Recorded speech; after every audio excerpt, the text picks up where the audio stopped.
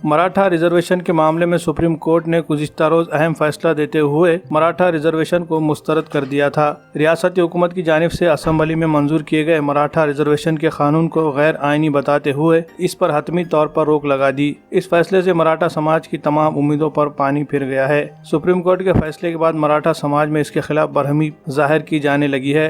इस सिलसिले में आज मारुति वाघ मित्र मंडल की जानिब से आशना नदी चौराहे पर चक्का जाम आंदोलन किया गया। मुजाहिरीन ने अदालत के फैसले के खिलाफ शदीद बरहमी जाहिर की। चक्का जाम आंदोलन की वजह से कुछ देर के लिए यहाँ का पूरा ट्रैफिक निज़ाम दरहम बरहम हो गया था। रियासती हुकूमत की जानिब से इस मामले में अपना मौक़िफ़ ज़ाहिर करते हुए अदालत के फैसले पर ताज्जुब का इजहार किया गया है। साथ ही इस फैसले के आने के बाद भी मराठा समाज को रियासती हुकूमत की जानिब से जो कुछ रियायतें दी जा सकती है वो देने का यकीन दिलाया गया है। वज़ीर आला उद्धव ठाकरे ने अपने बयान में कहा है कि सुप्रीम कोर्ट ने भले ही मराठा समाज के कानून को मनसूख कर दिया है, साथ ही ये भी रहनुमाई की है कि इस तरह के कानून बनाने की जिम्मेदारी रियासती हुकूमत की नहीं बल्कि मरकजी हुकूमत की है। इसलिए अब वज़ीर आज़म नरेंद्र मोदी और सदर जमहूरिया रामनाथ कोविंद से इस मामले में कानून बनाने की मांग की गई है।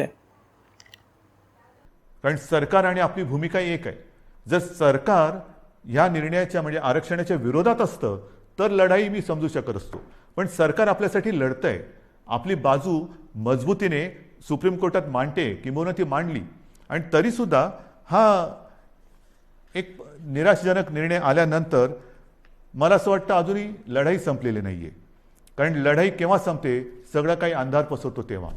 आज माननीय सर्वोच्च न्यायालयाने आपल्याला हा निकाल देत असताना म्हणजे त्यांनी सांगितलं की हा तुमचा अधिकारच नाहीये।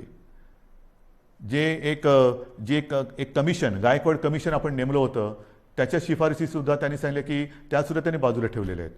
मग काय करायचं नेमकं, आता काय करणार तुम्ही म्हणता ही लढाई संपलेली नाही, मग सर्वोच्च न्यायालयाने निकाल दिल्यानंतर सुद्धा पुढे काय, आता पुढे आहे सर्वोच्च न्यायालयाने निकाल देताना मला असं वाटतं पुढचा मार्ग दाखवलेला आहे की कुठे न्याय मिळेल आपल्याला, हे सर्वोच्च न्यायालयाने दाखवलेलं आहे। कारण सर्वोच्च न्यायालयाने सांगितलं, पण सर्वोच्च न्यायालयाने जे सांगितलं की हा निर्णय घेण्याचा अधिकार हा राज्य सरकारचा नाही, मग कोणाचा आहे, तर हा अधिकार केंद्र सरकारचा आणि माननीय राष्ट्रपतींचा आहे। हा एक मोठा मार्ग त्यांनी दाखवलेला आहे। आणि म्हणून माझी जी पहिली प्रतिक्रिया आपल्यासमोर आलेली आहे त्या प्रतिक्रियेत मी म्हटलं की एका प्रकारे सर्वोच्च न्यायालयाने हा निकाल देताना आपल्याला वेगळं मार्गदर्शन केलेलं आहे की कुठे न्याय मिळेल। त्याच वेळेला मी म्हटलेलं आहे की केंद्र सरकारला म्हणजे माननीय पंतप्रधान आणि माननीय राष्ट्रपती यांना मी हात जोडून विनंती करतो आहे की आता हा अधिकार आपला आहे, हे सर्वोच्च न्यायालयाने सांगितलेलं आहे। आपण 370 कलम काश्मीरचं हटवताना जी हिंमत दाखवली, तीच हिंमत आणि तीच संवेदनशीलता आम्हाला आत्ता पाहिजे। सर्वोच्च न्यायालयाने यापूर्वी जे 2 निकाल दिले होते ते शहाबानो खटला असेल किंबहुना अॅट्रॉसिटी ॲक्ट असेल, तो सुद्धा केंद्र सरकारने म्हणजे संसदेने आपल्या अधिकाराचा वापर करून बदलला आणि एक संवेदनशीलता दाखवली। मग आता तर सर्वोच्च न्यायालयाने सांगितलेले की हा अधिकार आपला आहे आणि हा अधिकार आपला आहे म्हटल्यानंतर आम्ही सगळेजण एकत्र आहोत।